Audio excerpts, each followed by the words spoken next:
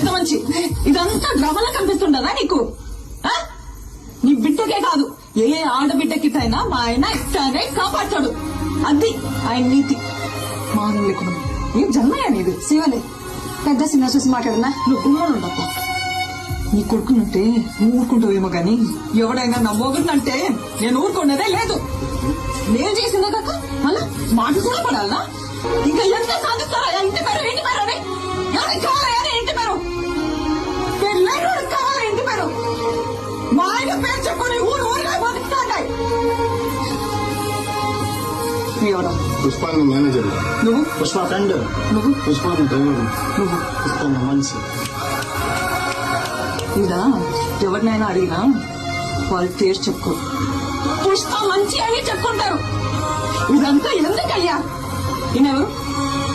పుష్పాలన్నా ఇది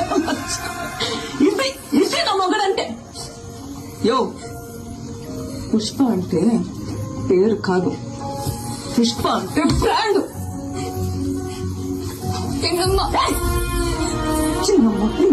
బస్సు లాపు. నువ్వు ఉన్నాడు కదా ఇక్కడ తాటి చెట్లగా తీసుకువెళ్ళి వీళ్ళు కొనుక్కుంటారు. సమీ పోదామా సమీ?